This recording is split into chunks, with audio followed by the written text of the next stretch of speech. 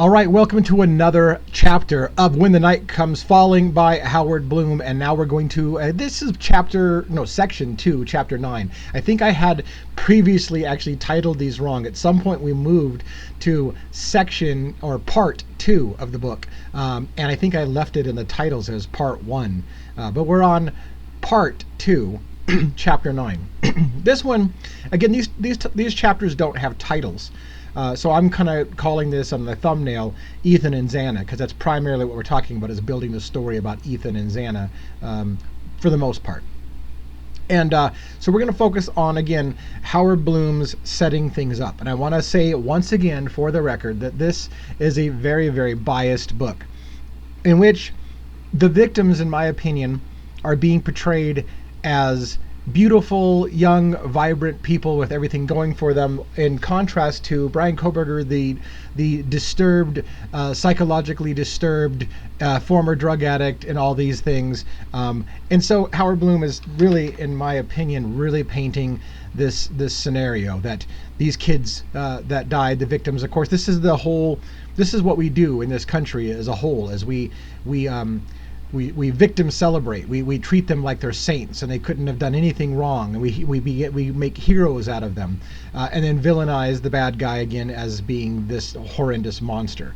And so this is, in my opinion, what Howard Blum is doing. Now, let me say, I'm not saying that anybody should have been murdered or that anybody deserves murder, but again, his portrayal feels a little off-putting to me, because again, it just, he spent a lot of time talking about all the show that Bryan Kohberger was putting on to try to act normal, but he's just not normal, and he's a bad guy, and he's a misogynist, and he's got all these things, and he's troubled, and his dad knows he's troubled, and his family knows he's troubled, because that's the narrative that we want to paint, or he wants to paint. And then when it comes to the victims, it's they're wonderful, beautiful, vibrant people with everything going for them, and this killer took everything from them. And that's all great and dandy if the world is indeed black and white.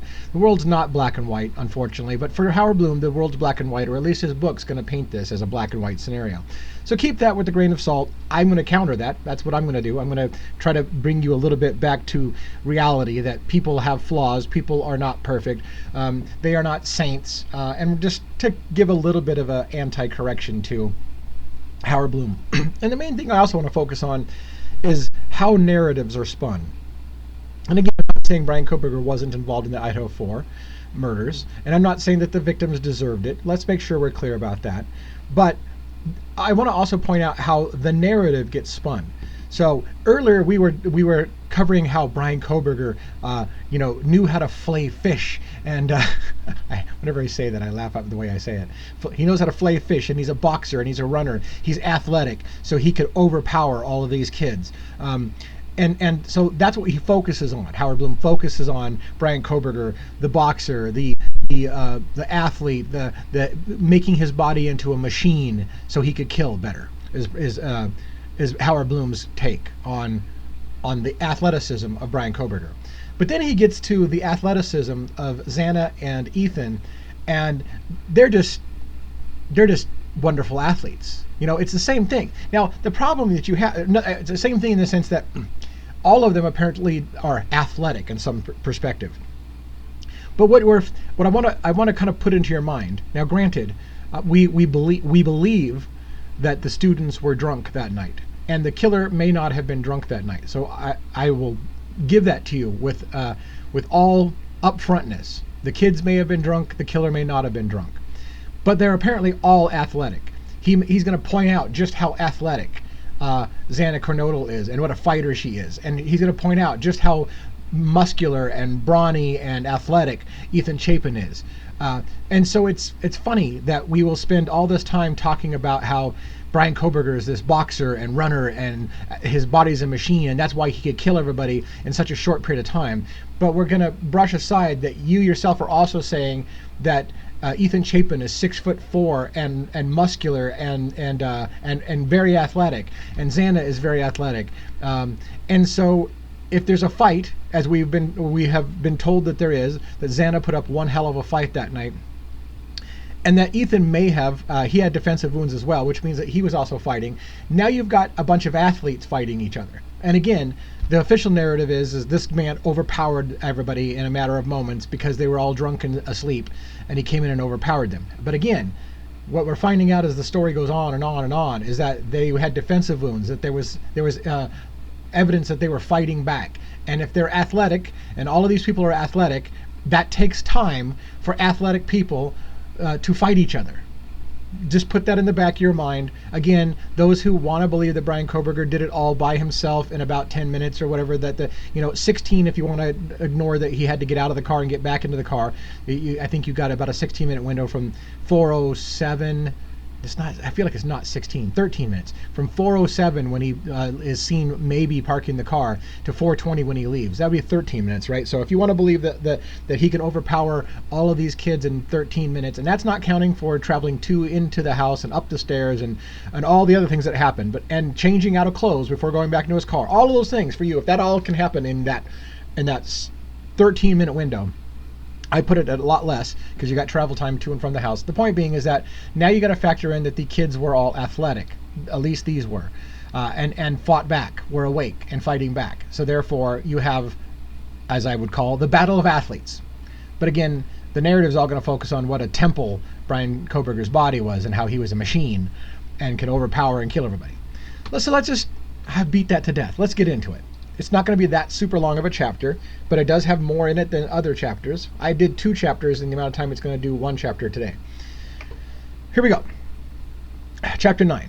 20 years later, on the day that Xana was born, 20 years earlier on the day Xana was born, her mother had just received word that she could remove the court-mandated ankle monitor that she had been toting around. Cara Kernodle had been picked up on drug charges, but the system had quickly cut her loose and placed her on probation. Now, I wanted to point this out. Many theories are going around about this house being a drug house, about the kids being involved in drugs, about their parents being involved in drugs, and about how this was a retaliation for a drug deal or a drug testimony in the court system. That certain people, certain daughters, I would say, of family members, testified in court against other people to get a lesser sentence for themselves, and that maybe that pissed somebody off, and they retaliated by killing the daughters of the people who got long sentences, or the family, I should say, the parents of the girls who basically got somebody long sentences in jail for turning state's evidence. So there's a whole, it's long-winded. Many people have gone into it. Many other. And I'm not getting into it yet. I've been holding off a little bit. I'm getting myself educated and getting myself up to speed. I know about the drug story a little bit. I know about all of these things. But what I'm saying is, this is going to lay some of that work. Good for Howard Blum that he's actually inadvertently giving some meat to that whole theory that this was as a retaliation for drug deals or putting people away for drug possessions. So listen, he's going to even lay some of this down. Now, I don't think Howard Blum intends to make the connection for you that the girls could have been murdered related to drugs, but he inadvertently is going to tell that story here. So that's why I think it's important for you to pay attention. So. And, by the way, in case you didn't know, and he hasn't mentioned it here, I'm sure he will later, but I'm going to go ahead and mention it. Ann Taylor represented Cara Kernodle. So Xana's mother, Cara Kernodle, I believe Ann Taylor represented Cara Kernodle in some drug charges prior to taking on this case of Bryan Kohberger, who is accused of killing Cara Kernodle's daughter. So early on, there was questions about conflict of interest. She's represented, Ann Taylor, multiple members of the family in drug charges and drug-related things, multiple family members of the victims. And now she's the attorney for the person accused of killing the children of people that she's represented in court. Do you follow what I'm saying? So there's a logic, there's a story in which people are starting to question, is Ann Taylor biased in this situation? She's been involved. She knows people in the drug trade. She knows the drug history of this town. She's represented members of the family involved in drugs. She knows the history. So is Ann Taylor somehow connected with the drug industry? Would she purposely help defend somebody who put other people away in the drug scenario, if you will, the drug accusations, the drug conspiracy theories? Is she helping cover something up. Is there such a major problem in drugs in Moscow, Idaho, for example, that the prosecution is bought off, that everyone is bought off, and that there's confidential informants that are being hidden? These are some of the stories I don't think Howard Blum is going to cover. We are, if you watch my channel, we're going to get into those allegations about confidential informants that are being protected and the drug angle and whether or not this was a drug hit, whether it was just a psycho killer who just wanted to prove that he could get away with murder, as the story is officially being presented in the media and by Howard Blum, or was it a retaliation for drugs or a drug hit? So just keep that in mind. Again, I don't know that Howard Blum is going to spend much time on it, but he is touching on it, so that's why I'm going to hit it a little bit harder than he will. 5 months later, though, so when Xana was born, she had just gotten out of her ankle bracelet, Cara Kernodle did.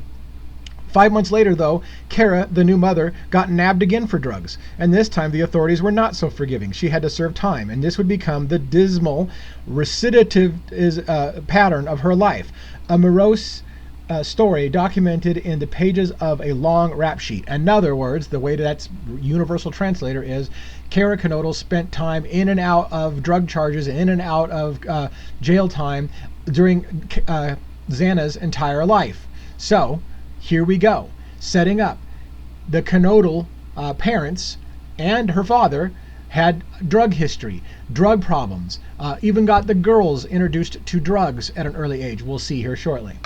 There would be more than 40 arrests, mostly for possession of drugs or drug paraphernalia, and there were other victims too. She had been convicted of injury to a child for exposing her two daughters, Xana and her older sister Jasmine, to drug use.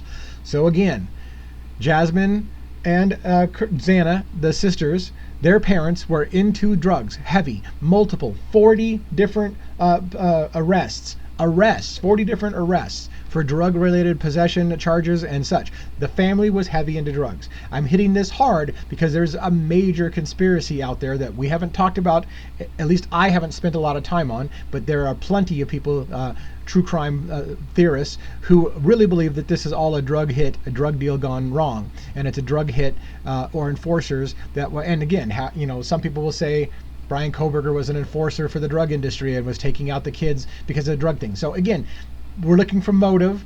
Howard Blum, I don't know where he's going to go with it, but I want to point it out so you are understanding. You may be way ahead of me. Again, I'm aware of the whole drug thing, but I haven't gone down that rabbit hole. So you may be way ahead of me and going, welcome, Devil's Advocate, for good that you're finally catching up with something we've been knowing about for 2 years. You don't sound like that, but I want to make you sound like that because that's the way I feel when people talk to me sometimes. All right. So Jeff Kernodle, Xana's father, had his fair share of problems too. He admitted in court that he had used meth, and he had also served a short sentence on drug-related charges. So both parents are into drugs. Yet, just when it seemed Xana and her sister would become de facto orphans, shuttled off to the misery of a state facility, their aunt, Kim, rushed in to give the two girls a chance at a better life. So Kim rushes in, and basically Xana's parents are too heavy into drugs, in and out of prison, in and out of all kinds of problems with drugs, and so she's raised for a time by Kim.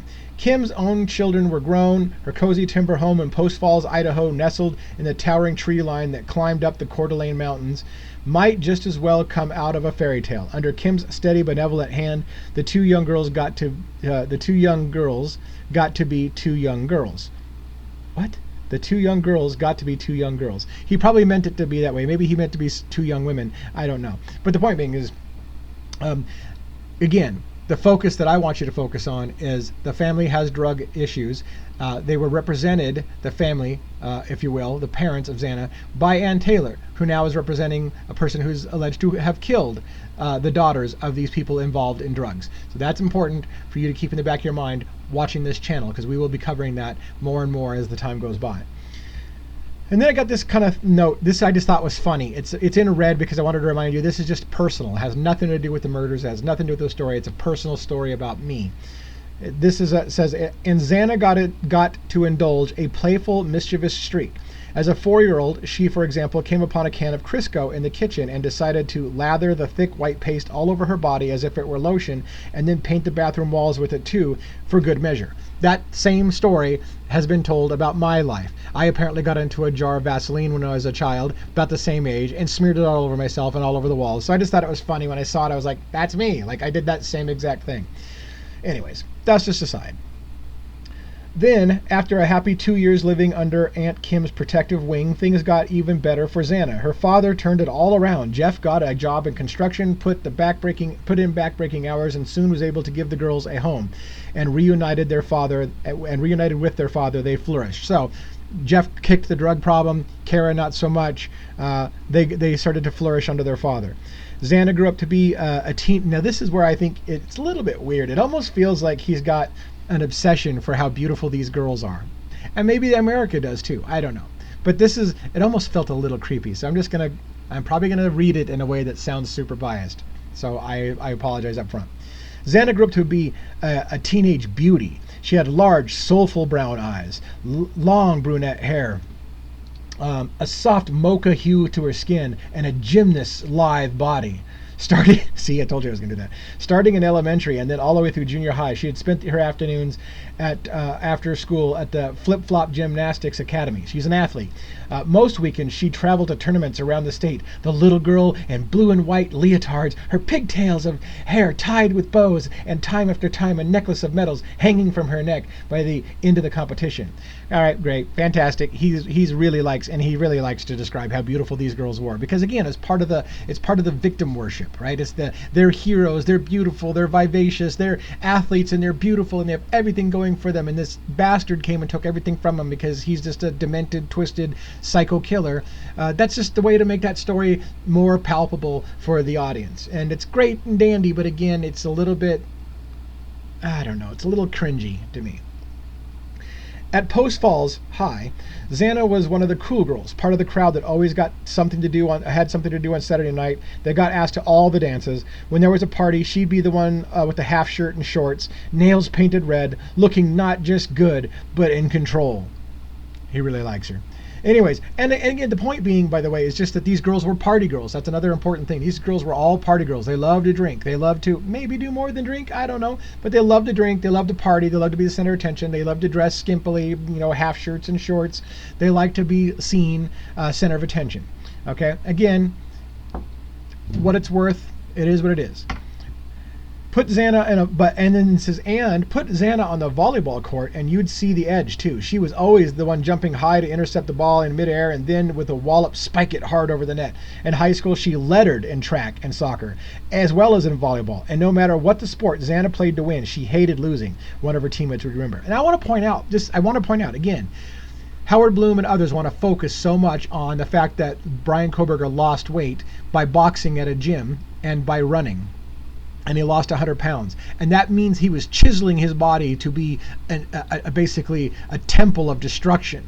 But these girls are athletes. This girl, at least, is a super athlete. She's lettering in volleyball, and she's lettering in track, and she's lettering, and she's a huge competitor. She's very athletic, a dancer. All these things are being said about them. They're super fit and athletic. So it's funny how you want to paint the Bryan Kohberger boxing at a gym to lose weight. That makes him a psycho killer.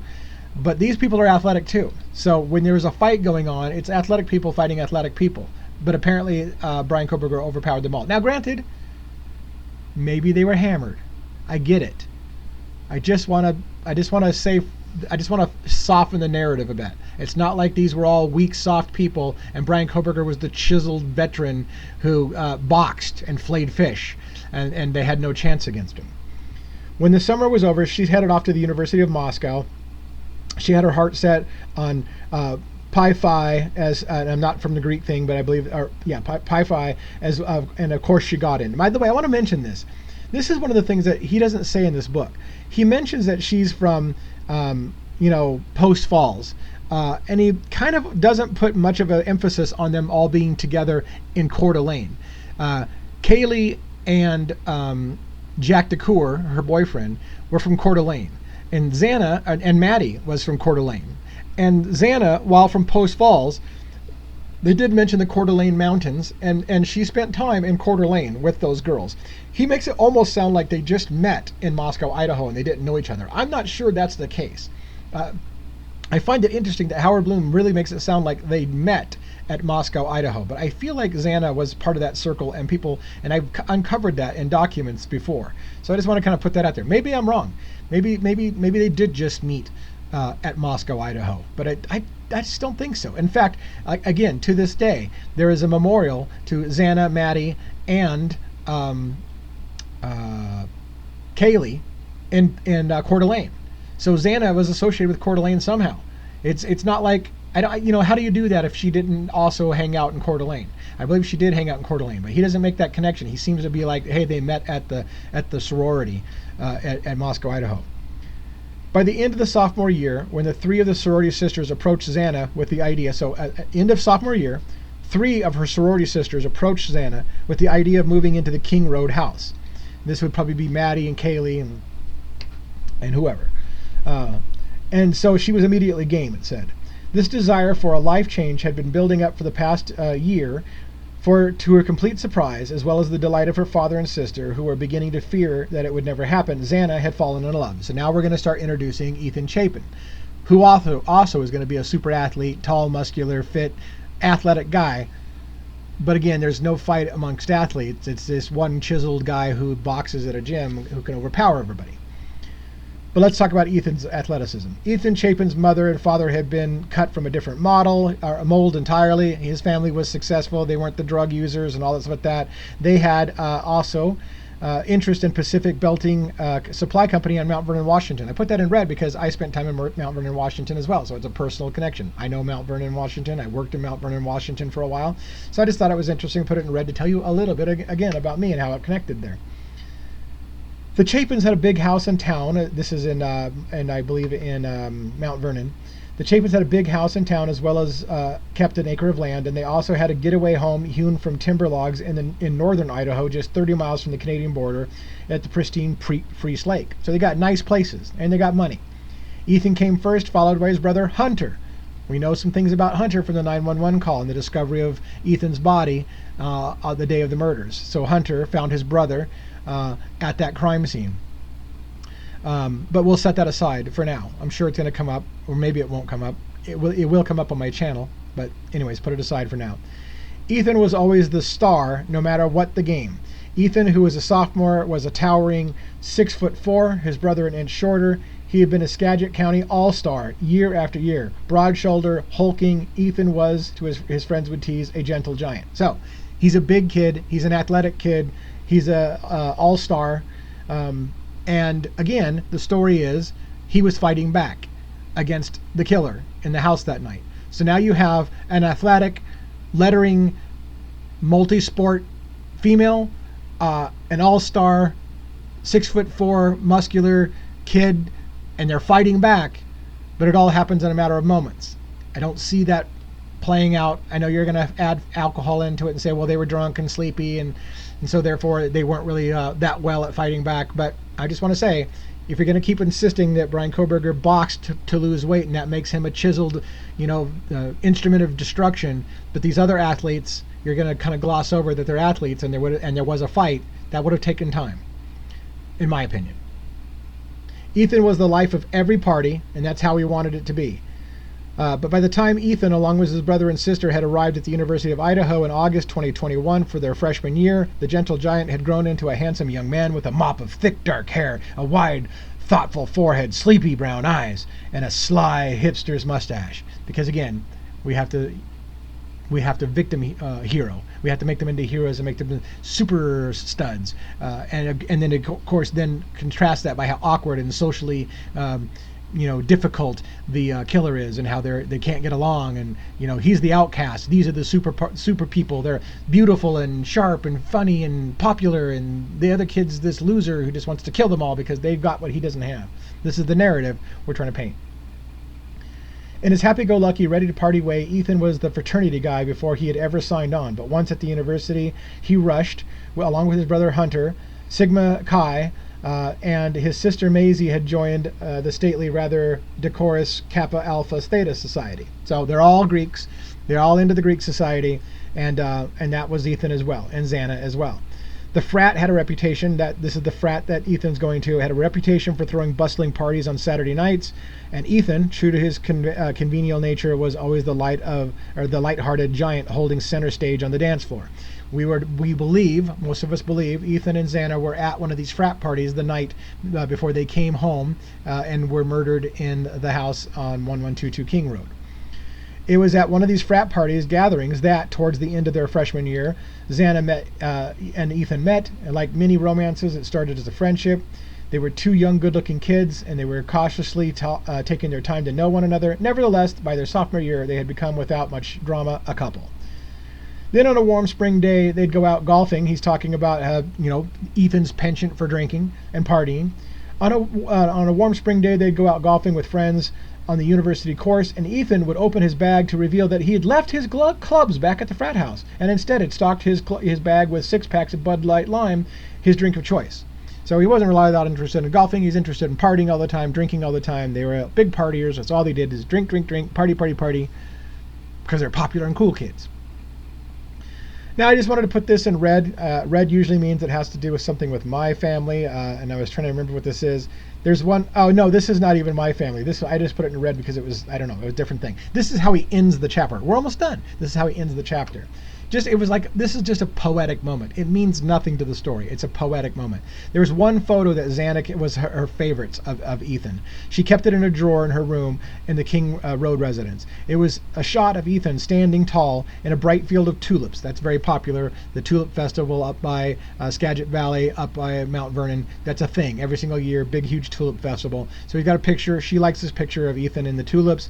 It was a shot of Ethan standing in a bright field of tulips at a farm not far from his family's Skagit Valley home. She cherished it because Ethan had told her that tulips, according to the Turkish tradition, were considered a symbol of enduring love. And then he adds, dun dun dun. But if Xana had done a bit more probing, she would have discovered that the Dutch, they had a different view of tulips. For them, tulips symbolize the briefness of life.